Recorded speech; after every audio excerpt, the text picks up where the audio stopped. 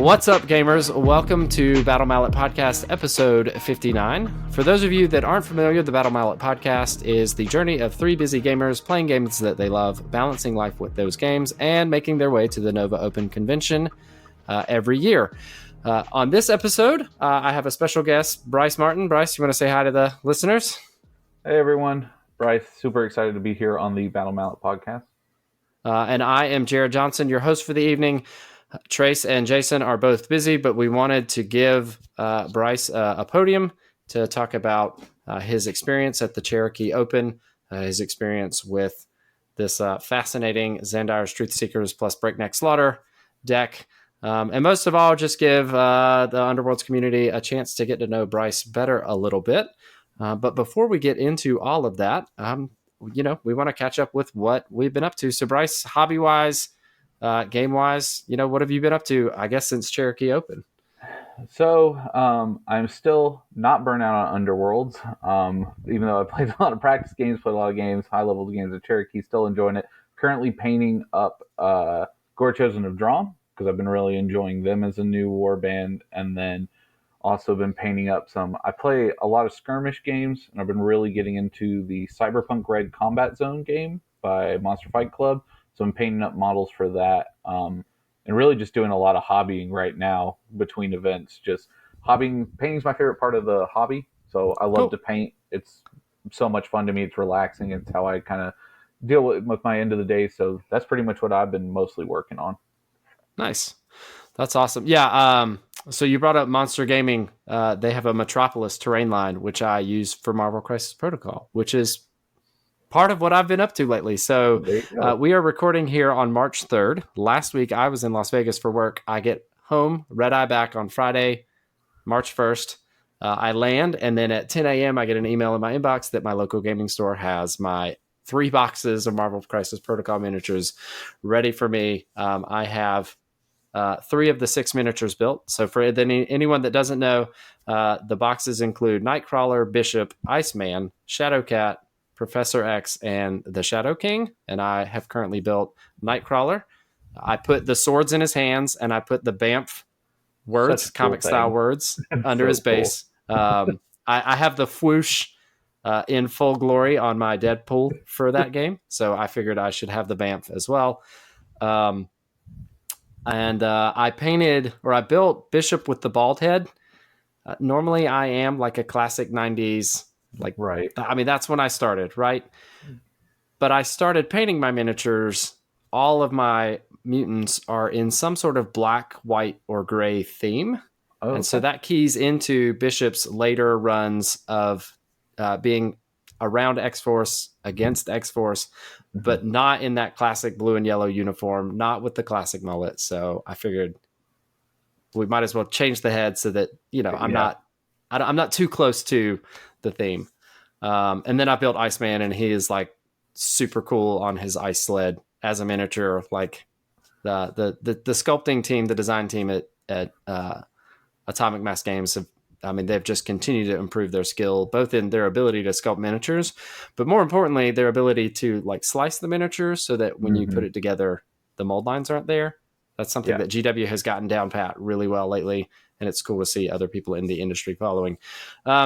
So anyway, before we get too far down this rabbit hole on this very Underworlds-focused episode in Marvel Crisis Protocol, that kind of covers what I've been up to lately, outside of playing a handful of games, participating in the local Underworlds League, and with all that. So I think what we'll do after this very short intro is we'll take a break, and when we come back, we'll ask Bryce those questions that we always ask our guests around their gaming history, kind of how they got into miniatures and Underworlds.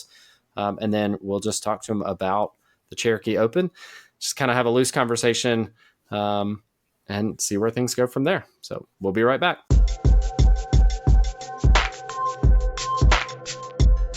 And we're back. And now we have the opportunity to get to know Bryce a little bit better, hear about his experience at the Cherokee Open, and just talk about Underworlds for a little while.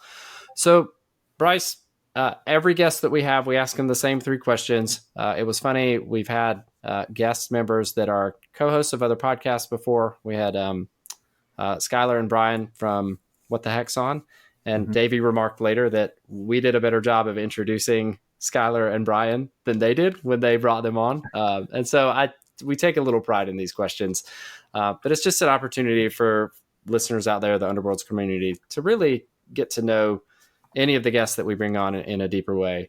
And it's the questions that we started our podcast with. So if you haven't listened to episode 0 of our podcast, you should go back and listen. The sound quality is horrible because none of us had good equipment at the time, but you'll hear from myself, Jason, Trace, and the gone but not forgotten from the podcast. He's still alive and doing really well, but just has fallen out of Underworld, so doesn't participate in the podcast anymore. Danny, you'll hear how we got all started in our journey. But anyway, so we'll start with the first question.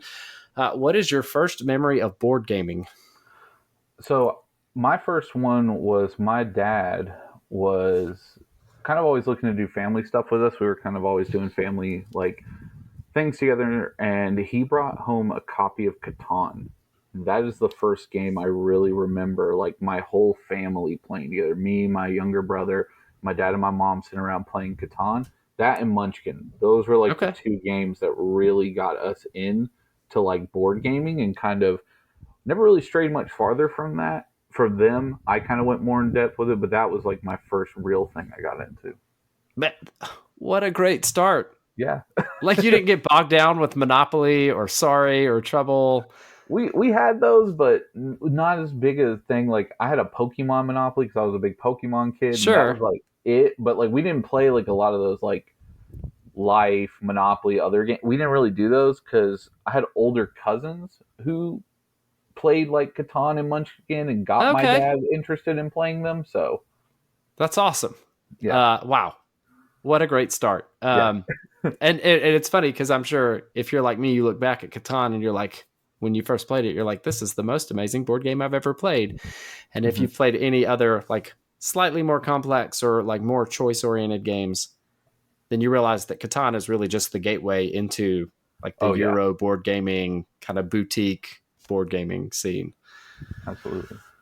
Awesome. All right. So Catan, Munchkin is D&D adjacent. So, I mean, how long did it take you to go from Catan and Munchkin into miniatures?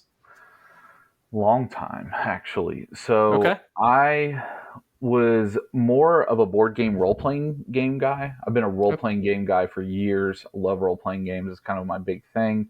But about 10 years ago, I started working at a local game store here where I live in Georgia when it opened. And a lot of them were into miniature games. And the gig game that we got that no one else yet had in the U.S. was Guild Ball. And that's where I got my miniature game start. I loved Guild Ball. I'm still sad to this day it was unfortunately killed off, but that was my bread and butter. I traveled all over the Southeast for that. I was highly competitive in that, probably, like no joke, top 10 US player for that. I mean, I loved that game. I still love that game. I'm very sad what happened to it, but that was my gateway, was Guild Ball. And I mean, that's what I stuck with for years. Yeah. And only played that game. Was very competitive. Had a group called the Dojo out in South Carolina that we played with, and I joined up with them, and 60-person events every 2 weeks, stuff like that. Like we went hard into that game. But that's where I got my original start, was just picking up that and then sticking with it as my game for years.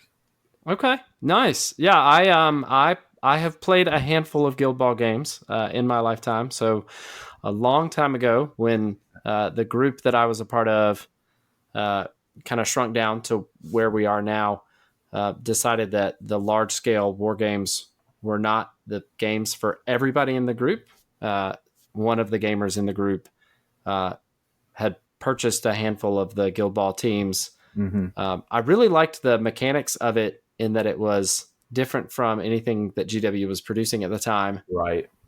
But my head could not get around the sports ball aspect of it. Like I just wanted to do combat, and there were not many teams that could really win the game by just doing combat. Like you had to utilize like the different roles that each team member played to actually move the ball around and score points. It turns out ball very complex game. I think Yeah. it's probably one of the most complex, I think, competitive games that I've ever played. But I mean, I loved it. Like I said, Yeah. I looked at the miniatures the other day. I still have a beautiful painted Brewers team here at the house, and I'm like, God, man, sad moments sometimes, Yeah. but great moments as well. Like I said, for years that was what I did. Yeah. The miniatures were awesome. I think Yeah, one of the teams, the memorable teams, that was like the the fishermen. fisherman. Yeah, Yeah. With nets and harpoons and gorgeous model. all sorts of stuff. Yeah. They were cool. That's awesome. Yeah. So you played Guild Ball. I'm going to ask a 2.1 question here Yeah. is, how did you get into Underworlds? I actually got in when it started. I remember when the box set was coming out. I was living kind of far away from anybody else. I had moved to northern Idaho after I got married and was like not really playing. Nobody played Guild Ball. It was all I really played. And Shadespire was just coming out. So I Okay. literally said, I'm going to buy this. I met some local people, played that till Nightvault. Ended up just being in a situation where I was moving a lot and just not having the opportunity to buy everything. Championship kind of made it hard for me to play because I had to buy all the cards and do all that. So I dropped out of it. But then when Gnarlwood came out with the full on Nemesis rules, I said, I'm not playing anything at the moment. I kind of dropped tabletop gaming or released miniature gaming for about a year. And I said, well, let's give it another go. Let's see what it is because I really did enjoy it. And yeah, I fell full force back in and I've loved it ever since. And I've bought as many warbinds as I possibly can from the old ones to try and get everything back that I used to have because I ended up selling all my old stuff. But Sure. it's been a long, really fun dive. I love the system. I love the rules, the simplicity of everything, but also the deck building. There's just so much to it. I get to enjoy painting a bunch of models without having to paint. Like I love goblins, but I will never paint an AOS army worth of goblins. Sure. So it's nice to paint 7 and not like 200. Right. So I really enjoy that. Yeah. That's yeah, I feel like Underworlds is if you're into the AOS aesthetic, it is like the painter's dream game Oh yeah, because every, 3 months you get 3 to 7, I guess, yeah, well sculpted, well detailed miniatures that are different from anything that you would have painted recently, right. just because of the release cadence and stuff. I mean, I I enjoy painting as a cathartic exercise, and Yeah, I have painted 3 models in my lifetime really well. But for the most part, I am in the let's get it done to what I would call a tabletop plus standard.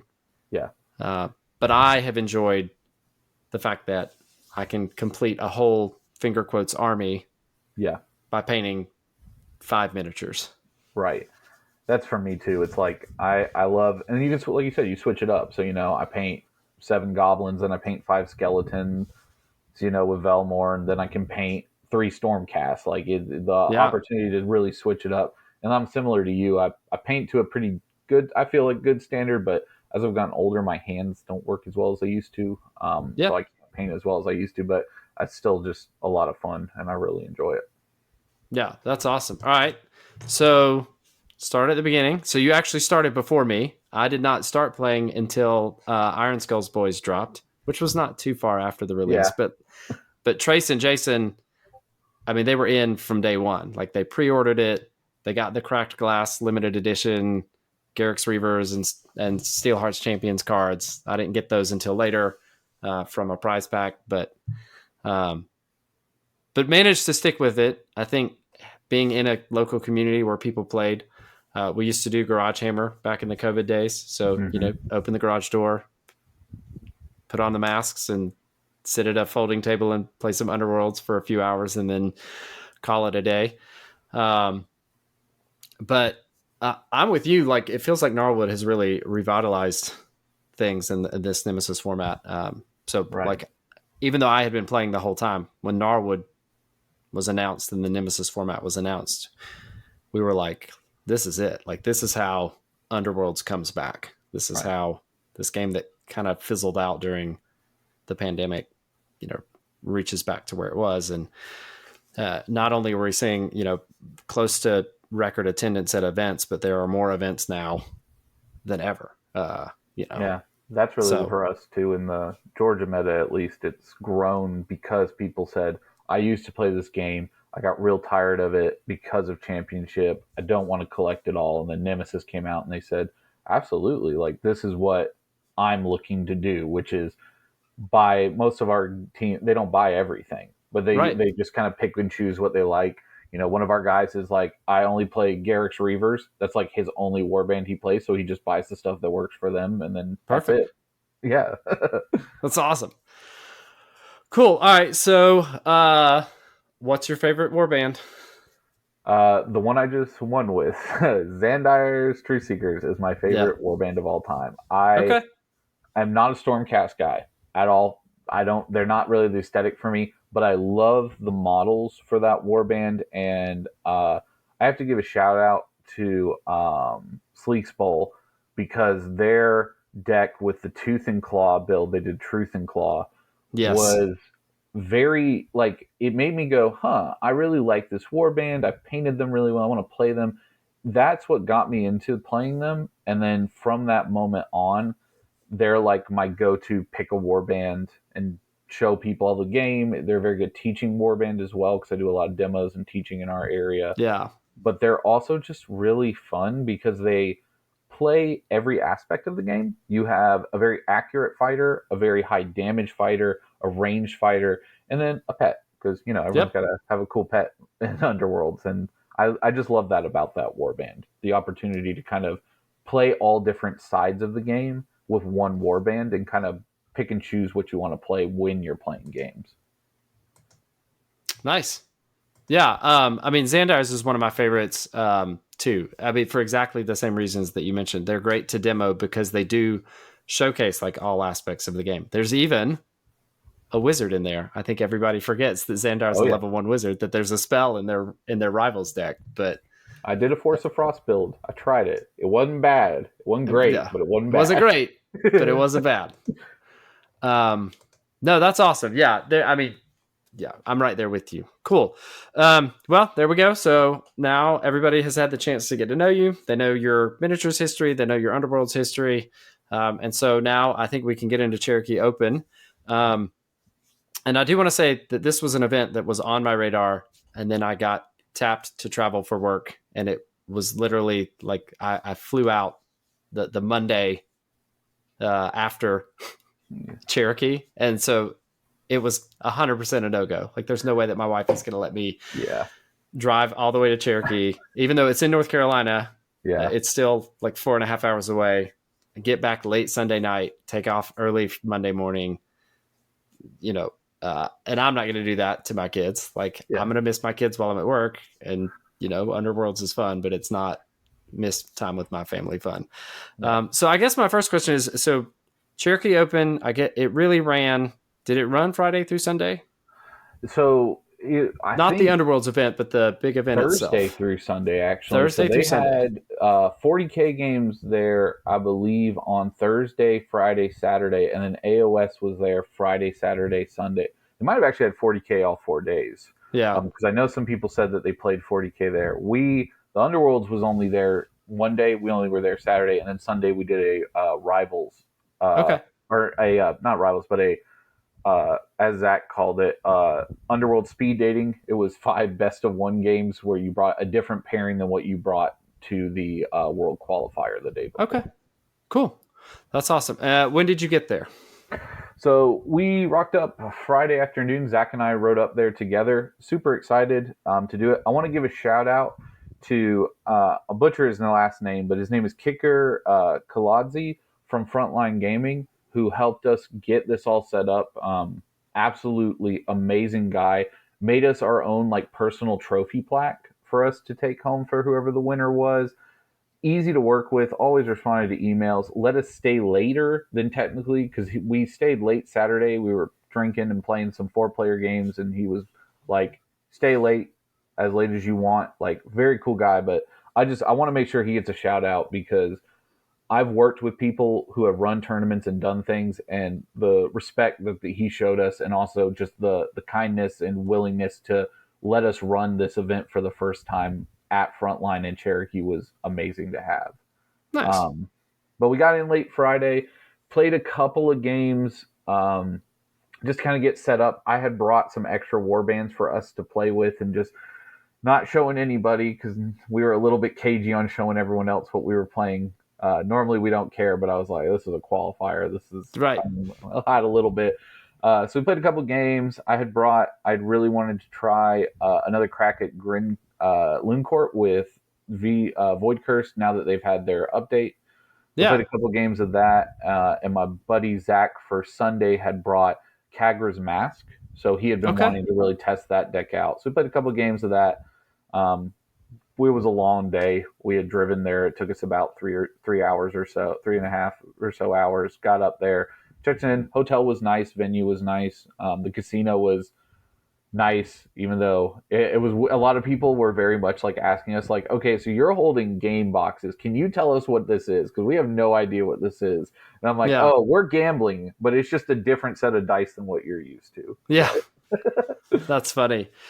Yeah. So, so when you get checked in, like, I mean, was stuff happening? Like, was there like an event hall where people were gaming? I'm assuming there were like no vendors or whatever, right? Like it's just the games and hanging out.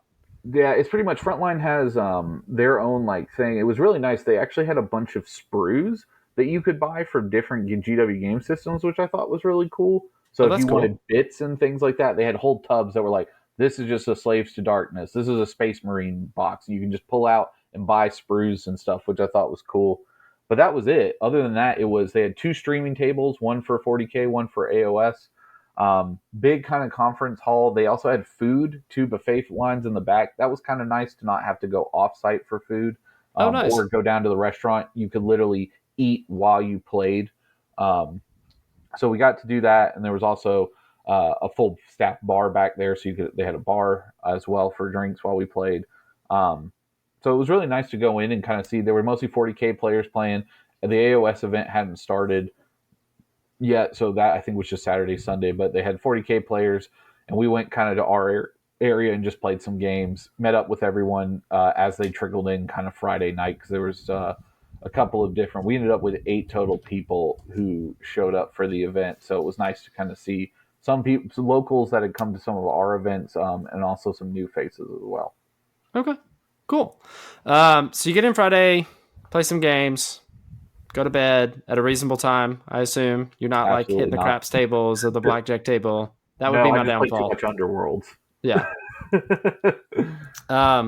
So Saturday's the big day. Mm-hmm. At this point, I guess that there are 8 players. So when you get so what time do you start? We started pretty early. I believe we started around, I want to say 8:30. So we were getting there early just because originally when we had built this event, Zach wanted to make sure that if we had 24 players, we could do like a five round event the first day, second day cut to top 8 and do in the second day, and then have the Underworld speed dating event for those who wanted to stay and just play. Okay. So we started a little early still, even with that. So started early, got in, a little bit tired, but super pumped, a little nervous as well, because again, this was a World Championship Qualifier. Yeah. And I had attempted to go to one before in Tampa of last year. Did not unfortunately get to go from that one, but I was nervous because also I think, at least for us, this was a huge pool of top talent in the Southeast coming. Yeah. So I think that was the other thing, was my nerves going, these are some of the best players in the Southeast that I've played with or gotten to know, and they're all coming for that ticket. It's not just me. So right. It was a little nerve-wracking, but we shook those nerves, got in some great games overall, ended up playing 3 great guys, and then taking it all at the end, and 3 rocking hard games. Really difficult games. Zach did it similar to Worlds, though, for this, so you had to play all 3 games, even if you won the first 2. Okay. And the reason for that was, even though we only really had the ticket to Worlds as the winning, he wanted to make sure for glory differentials for second, third, and all that, a number of games played would help with that. Um, just to make sure that if you were going to get blown out in a game, you had an opportunity to still try and, maybe even though you lost two, you could win the third game, get some glory, and not get stuck. Um, just completely getting blown out and then dropping really far because you just couldn't score enough. Yeah. Yeah, the glory differential piece has been, it's been brought up a lot in a lot of discussions, both in our podcast and other podcasts. And I think trying to figure out whether that's the best metric for tiebreakers or not. I think it's up to each individual TO, but I'm glad that people are having a discussion, because what it means is that we have a level of play where players are fairly equally balanced, or the numbers don't necessarily work for the amount of time that's been allotted. Right. So these tiebreakers are becoming more important. And that just, to me, it shows that, there's more thought being put into the game, which is only going to make the competitive play better. And, to comment on that, I think it's really, I lost Tampa because the person who was running the event chose, instead to do total glory scored over number of games played. If it had been number of games played, I would have won, but I lost by 4 points on glory. Interesting. So, yeah, and nothing to that person. No shade or anything like that. They were very helpful. They actually were not an Underworld's judge. They were a 40K judge who came and helped because the Underworld's judge got sick. But it was something where now, after having that happened, I've definitely, when we look to host events or do things, the difference, between, well, what matters more, the amount of glory you scored, the amount of games you played, who was your opponent. That, I think it's a really big talking piece that genuinely matters, especially in these larger events when we're cutting to like top eights and stuff. Sure.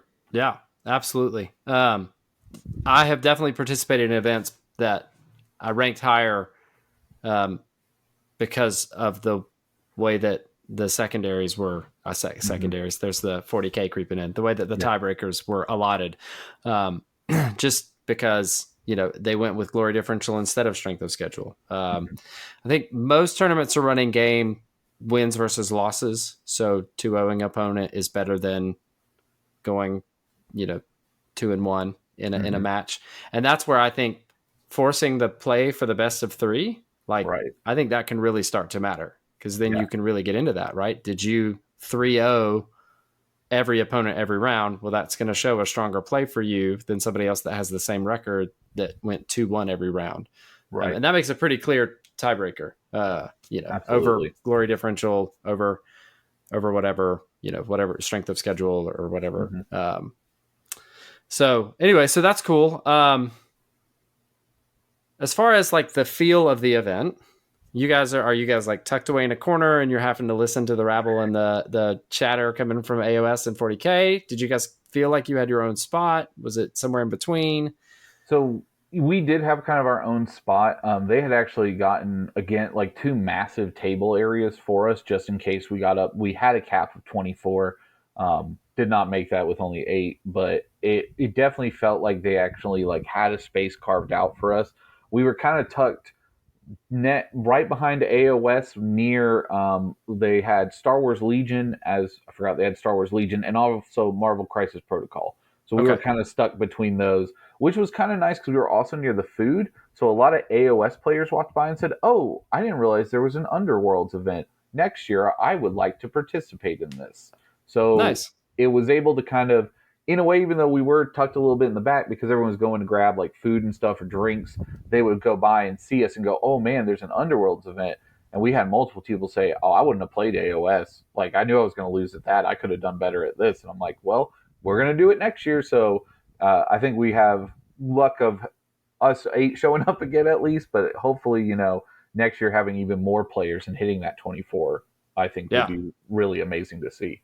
Yeah, that'd be awesome. I know it's on the short list for me next year. It's a relatively easy trip. Yeah. I could take the wife and the kids and like drop them off like in the mountains somewhere, and then make the rest of the way to Cherokee, pick them back up on the way out.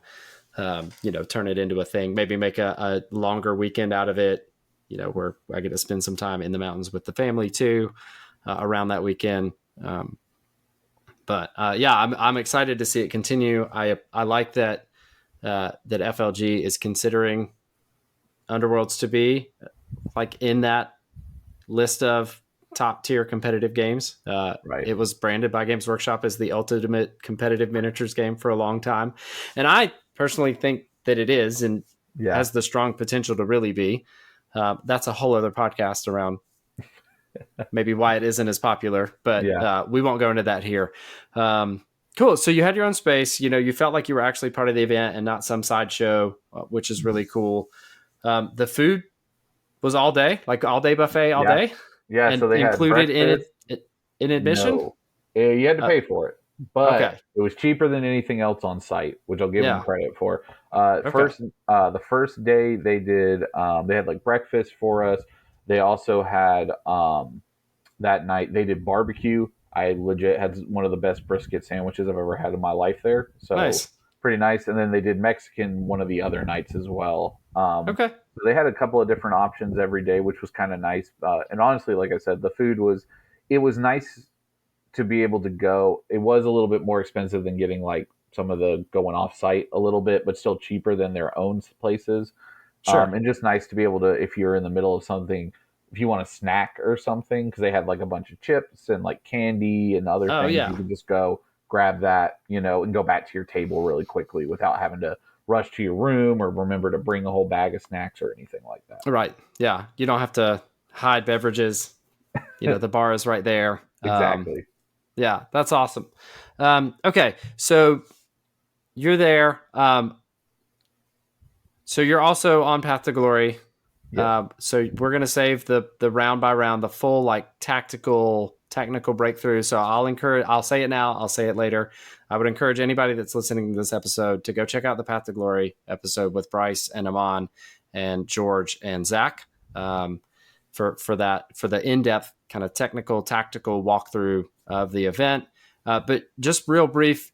So it looks like in round one, you played against Zach. So that was your Xandar's Breakneck versus what was Zach running? Chosen Axes Void Cursed. And anyone who knows Zach knows that man has loved Chosen Axes for years, and he has played them so long, and he will take you to town with a warband that everyone says is terrible. Yeah. Good, tough games, close games. I won the first two, and then he won the third one. Literally won by 1 point, both of our games. Just very close. That is close. Fuel can deal 4 damage and kill a model instantly, and I have no way of stopping it without... I have the only card in my deck that stops it is Roll with the Punches. I don't have any plus wounds. I don't have any -1 damage cards. So a little bit scary, but definitely close games. Zach is my regular opponent, so I play him a lot. So I kind of know how he plays, but he also knows how I plays. So he helped me build this deck with him. And then I was like, round one, I was like, you have got to be kidding me.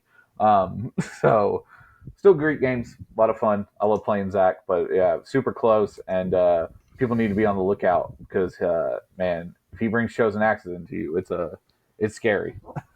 Yeah, I love so we get to talk to Zach pretty regularly, just between various forms of remote play and just having conversations because we're all in the Southeast, and like every new Rivals deck that comes out, we're like, okay, what is Zach gonna cook up? Like, are we gonna get a Chosen Axes Masks deck? I don't know. He tried it. Maybe it was okay. Yeah, right. They want to be on objectives anyway. Yeah. So I mean, that's awesome. He's a mad scientist. I will say he unfortunately sometimes makes it difficult because I'll be like, I want to play into this matchup, and he goes, "Oh, I have this really weird," and I'm like, "No, play the one that everyone else plays. I can't have you play. No one else is going to play your weird stuff. As cool as it is, it's a little bit different." Yeah, I need some actual event practice, please, Zach. Nobody is going to bring. I don't know, Elethane Soul Raid plus Deadly Depths. I'm not going to face that matchup. Yeah. I'm gonna laugh if that's like the next big thing. Anyway, all right. So you played Zach, and then it looks like you played Kaylin Harshaw. So Right. what did Kaylin bring? Kaylin brought Razor's Mask. I actually met Kaylin in Tampa, Okay. which was really cool. He lives out in Savannah and was super excited to catch up with him again. He had brought Razors because he wanted to play something new that he felt people may not have as much practice into, and that was also his reasoning for bringing Mask. Um, Okay. Unfortunately for him, I Zach has been on a Razors POP kick, and I Okay. have played that matchup a ton. So he really could not keep up with me. Even though he longboarded me all 3 games, Oh wow. um, I just took him to town very quickly in the first game. Did not expect me to have. I started with a great hand of like advances 1 to push all my dudes to get close to him. I had a bunch of the plus movement cards in my hand, so really got into him. Killed the squid. I think I killed. Actually, no, I killed both thralls round 1 because he just didn't realize how much output I had in my Yeah. deck. Really quick on that. Ended up winning game 2. He took game 3 off me um, after playing all 3, so I went 2-1. But that deck is scary. I think he said with some reps, I told him I think that deck would be really good. But he just, could not handle the sheer amount of damage I was putting out, and also Sure. again having played so much into that matchup with Razors and being longboarded with this deck I had brought, I just kind of knew how to deal with it a lot easier than I think he expected. Gotcha. Yeah. I really want to play Sirene's Razors more. I just have a hard time getting around the 3 wounds on the thralls. And I say this as a Sons of Elmorn player that has 3 wound fighters in it, but Yeah. you know, I It's a guess tricky having war 5 game. fighters makes the difference on that one. But Right. all right. And then for the final, it was against Brandon Huss. Yep. I know Brandon. He has come up to our area to play before. We've gone down to his area to play before. Mm-hmm. So I mean, a solid player. I've played him in the remote leagues before. So what's he bringing?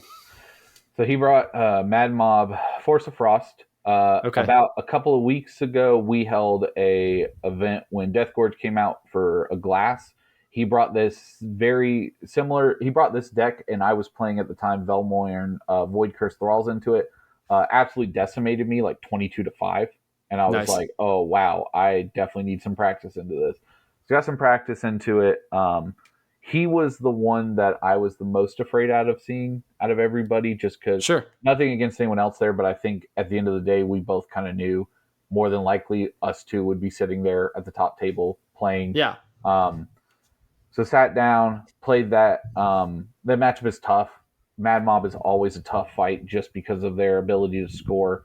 Uh, I had a horrible game 1.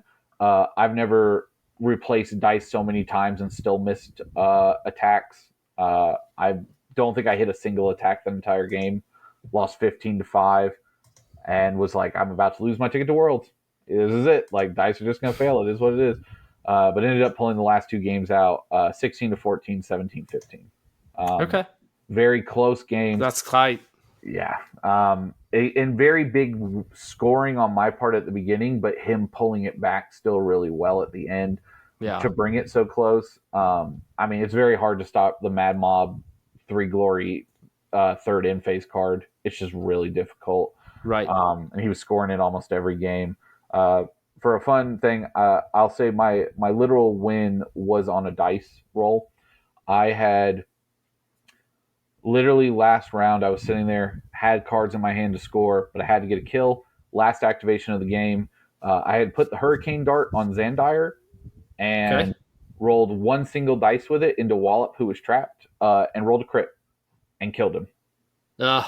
So it was literally that 1 kill, rolling that 1 crit that got it for me. Otherwise, I probably would have lost that game. But Yeah. they were great games. Really were super tactical. It was one of those ones where at the end of the day, it came down to just dice. It wasn't someone did a misplay. We played every play was as perfect as it could possibly be to make the situation to win. Yeah. So got to give Brandon a huge shout out. Like, I'm Yeah. sure if there's another ticket to Worlds near him, he will try and get it. And I wouldn't be surprised if he is also at Worlds, because Yeah. he's a great player. Yeah, that's awesome. Yeah. I love and hate when games come down to a single die roll. I think it speaks to the level of play that is happening at the table when that happens. But it is so nerve-wracking. And I have found when that happens to me, I'm always going back and I'm second guessing like every decision that I made in that game along the way. Like, how did I end up here? How did I end up where what I need this attack to land in order to win this game? Like, is there anything that I could have done differently? And my favorite moments were like, no, like I played the best that I could. My opponent played the best that they could. And so the thing to remember is that this is a game that involves dice. And so there is an element of luck. Between the dice and your card draw, there is an element of luck in this game. And you have to understand that when you play it. We're not playing chess. Right. Like, if you want a fully balanced game where there is no luck involved, well, there's even still some luck there, because I think the going first advantage is it's not insignificant in chess. It's not like it's 70-30, but at top levels of play, like that's the most decisive factor. So that's awesome. It sounds like it was a great time. I think it is really cool that Zach decided to run the event, that you ran all 3 rounds. A, it just means that you get more games of Underworlds in, and everybody loves that. And B, like, it gives everybody a chance to really like meet those tiebreakers, to figure out and really get granular on the ranking, right? So I 2-0'd. I went 2-0, 2-0, 0-2. Somebody else went 0-2, 2-0, 2-0. Well, how do we know like whether I should be in, 3rd place or 4th place? Like, I don't know, and so this just gives more levers to pull when you're looking at how to rank people, which is really cool. Well, I'm glad you had a good time. And like you said, I'll shout Brandon Huss out too. He's not just a good player, but like a good opponent too. Oh yeah, he's always super gracious. He's always, super amicable. I have enjoyed every time I played against him. He and I have run against each other like in prepping for events before. So super friendly in that regard. Shout out to him as well. All right, so you wrap up. You find out that you win. You've got your qualifier ticket for Atlanta. So, come November, you're just going to have to hop in the car and drive, an hour and a half away to get to Worlds, right? What was the rest of the night like? So 8 people. Yeah. Oh, we ended up playing right after that. Unfortunately, Kalen was not able to stay for the Sunday event, and I told him I really wanted to play. He had brought his beautifully painted Gore Chosen and really wanted to play, and I wanted to play my list that I was playing tomorrow in the speed dating event, which was I brought Hexbane Mask. Okay. And so wanted to play that. Played some games with him. Unfortunately, I think he did not have as much practice with Gore Chosen, and unfortunately, I got lucky. I'll tell you right now, I am the worst Hexbane player that probably ever lived. Nice. I'm not very good with them, so gotten better. But man, I've always been really bad with that warband. I don't know what it is about them. Either I miss everything or I just misplay bad stuff. Ended up going to dinner after that, and then we grabbed a couple of drinks, and then went back and we played some 4-player games actually. Okay. And that was a lot of fun. We kind of had the younger kids play with themselves over there with like 3-player game, and then we had 4 players with me, Brandon, forgetting his friend's name that came with him. It was really great, and Zach, all just drinking and playing a 4-player game and rolling absolutely absurd amount of crits and laughing and just really having a grand old time. Really enjoyed it. It was a great way to have a moment that was so tense between me and Brandon, where we literally, after it was done, was like, we are both sweating and we need to stand up and like walk away from this table. Yeah. And then to go to that and have just a great camaraderie of us, hanging out and chilling, relaxing, having a few drinks, and just really getting to play and have fun with it. And also, I'd never played a multiplayer game like that. I've done the Gargant scenario, but I've never done like 4-player fights. So Yeah. the 4-player fight was it was a lot of fun. It was actually really enjoyable, and I definitely something I want to keep actually doing with some of my locals here. Yeah. Yeah. They're a lot of fun. The decks that you build are very different.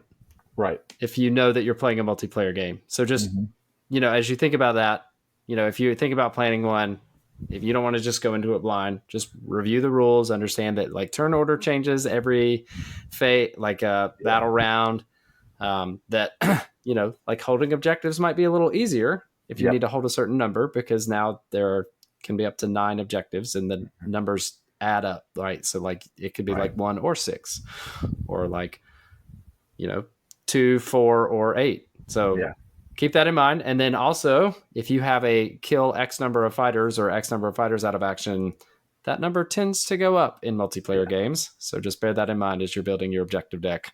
Yeah, and diving into that.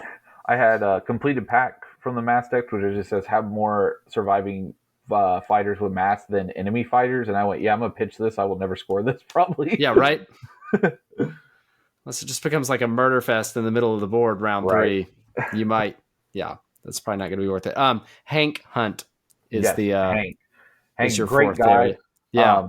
Absolutely one of the funniest guys. His first activation of round 1 in that 4-player event, he goes, well, he was playing the Dreadfaint Stormcast. I always forget their name. The Sacrosanct ones. Condemners. He was playing Condemners, and he made a move action to go into Brandon who was playing Rippas, and he goes, "You sure you want to do that? I'm gonna kill your guy." And Hank just goes, "I'm ready to go to bed. I don't want to do this." Just killed my model. Laughed about it. He survived that whole game. We made sure. Of course he did. Had to stay the whole time. Yeah. Perfect. Super fun though. Yeah, absolutely. That's awesome. Fun.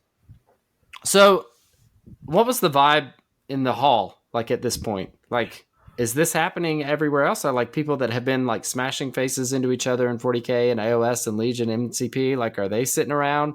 Like, are they having drinks? Are they chit chatting? Have they moved on to other things? I think a lot of them probably left. I think the thing with those games is a lot longer games, a lot more going on, I think, in some cases, and just a lot of them weren't getting like pickup games. They really didn't have like a pickup game area as well. I know that was something that was at Tampa that I thought was really cool, that you could just show up and like play on their really nice boards. But most players were already gone, played all day in the 40K and AOS, and then just kind of left.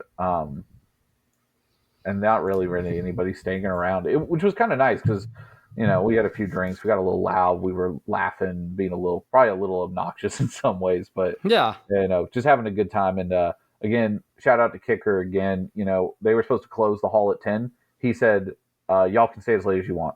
He was like, "I love this camaraderie. I love the kindness that you guys have with each other, and like showing how fun this game is." And I've had some players literally come up and say, "Hey, are you doing this again next year?"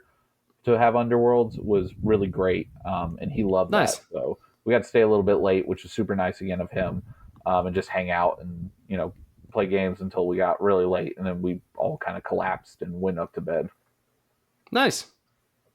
That's awesome. Yeah, and so you guys got up the next day. You had it was a Nemesis event, but 5 rounds, best of 1. Right. Nice. Couldn't do the twofer though? No, I did not win. You let Brandon have the speed dating anything. One? I didn't get to face him, first of all, so I want to make that clear. Okay, fair enough. But no, he ended up taking that one. We have a joke, actually. He won. So whenever we have a tournament that doesn't have a shade glass, we have a cup that Zach made. It's just a coffee cup. It has like champion on it or whatever. Yeah. And Zach always brings it and says, whoever wins the event gets to keep the cup. Well, he's won every single event he's brought it to. So he's brought it home. Finally, Brandon won. So Brandon is now the official holder of the cup. Okay. So good for him. However, we do have a challenge thing now where whenever we do an event, they have to bring the cup washed, and then whoever wins it gets to take it home now. There you go. Around. Nice. But yeah, It was fun. I enjoyed that. I played, like I said, I played Hexbane Mask in that. Ended up going 3-1 because I got to buy one round. Okay. But I loved that deck. That was a lot of fun getting to play that. Um, my only loss was into TT Soul Raid, and that loss came Ugh. down to he rolled so many crits, and I never made a successful attack basically because he rolled so many crits. Yeah. Well, I mean, Toxic Terror Soul Raid is nasty in and of itself. Yeah. Right. So, well, that's cool. And so then, I mean, you guys wrapped on Sunday. I assume you and Zach headed back, and like Yep. that was the wash for the weekend. Absolutely. Yep. Super quick, super nice. Yeah. It is nice to kind of have an opportunity to go to something like that. I've gone to Adepticon, I've gone to the Tampa US Open, other gaming conventions, and like it was nice to just have the opportunity to say, hey, Friday, took the day off work, drove up in the afternoon, played Saturday, played Sunday, an early event, and then came home, Sunday night. Nice. Well, I hear there's this little event at the end of August, beginning of September. The Underworld's it's a qualifier event. It's only one day, Mm-hmm. so you could drive up on Saturday, take the day off on Monday, drive back. That is I don't know if fair. you've heard of Nova. I want to come to Nova. I don't Yeah. know if it's in my plans. I am going to Gen Con this year. Oh yeah, those So are yep. Gen it's a little Con's right bit at the right at the beginning of start. August, right? Yeah. Yeah. I'm going. Like I said, I'm a big RPG player, and I am going to represent the Pirate Board role playing game. I'm Okay. good friends with the creator, and so I'm going up there to help run some events. My first time going to Gen Con, so super Nice. excited for that. Play some games up there, and run some RPGs. But I would love to go to Nova. I know Zach is interested in going to Nova, so you might see him there. Yeah. But I would love the opportunity to go to Nova. Like I said, I've been to Adepticon. I have not gotten a chance to go to Nova yet. So Okay. Yeah. I want to go to Gen Con at some point. Um, it's going to be tough with Nova being kind of our flagship event every year, right, just because of the timing. But I mean, it's really like a board gaming, tabletop gaming RPG convention, right? Like right, it's like a real convention. Like my mm-hmm. understanding is the vendor hall is like crazy huge. Right. Like there's as much shopping to do there as there is gaming, and that is unique to Gen Con. Like not every other event is going to have that. Like Nova has its vendor hall. My understanding is that like the GW events just have a GW store, but like other events have like a vendor hall. Right. But my understanding is there's nothing like Gen Con when it comes to gaming. Like you can catch all the demos, you pick up all the pre-orders, get all the special limited edition whatevers, gadgets and doodads and acrylic tokens and things for the games that you play. So it's definitely on the list. Well, that's awesome. I mean, so what's the focus now? Like, now that you've got your qualifier ticket, like, what are you thinking about between now and November? Well, not super sure at the moment. We've got another shout out I'll do for a world qualifier event we're hosting in Georgia at Dice Goblin Games. That is on April 7th, which is a Sunday. Super excited to have that. We were supposed to hold one in December of last year. Unfortunately, we had no attendees for that. Just I think timing wise was not great for that one. But have that. I'm going to try to be at that one to help TO it and kind of make sure everything goes smooth for that. I am tempted to go back to Tampa and play in the Underworlds event just to play some games. My brother lives close to Tampa, so it's an opportunity to go visit him and also get some more fun games in. But for now, really, it's weird because it's so far off that like I do want to start like prepping, but so much is coming out that it's like hard for me to go, oh, I'm going to pick this one warband and hope nothing else good comes out to make me change what I want to play with this warband. Yeah, right. But I'm playing, I'm in the remote play league as well. So doing that for the first time, having a lot of fun with that, getting to play some people all over the U.S. that I've not had the opportunity to meet, or in some cases met people who are going to be at Worlds already, who have either won their qualifier or coming from last year, and that it was really great to be able to kind of see and meet some of these people that I'll have the opportunity to meet in person when I go to Worlds. Cool. That's exciting. Yeah. Well, cool. Well, that's great. So, we've heard about the event, and you shouted out the Warzone Atlanta that you guys are going to be hosting. We'll make sure that we link that in the show notes. But I guess at this point, we could probably just wrap the show. Normally we cut for a break, but I think this is kind of a natural conclusion. So we've got Warzone Atlanta coming. We've got all the GW events coming down for the rest of the summer. Nova Open registration is open. So if you are thinking about attending that, you can get your ticket. The Underworlds event is a 1-day, 5-round on Sunday. And so we would love to see you there.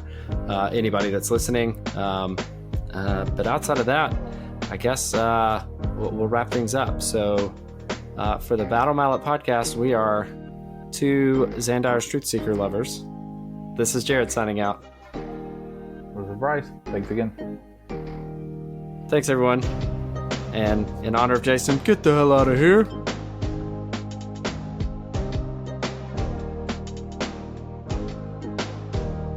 The Battle Mallet podcast is protected under the Creative Commons license. If you have further questions as to its use, you can find more information via links on podcast.battle-mallet.com.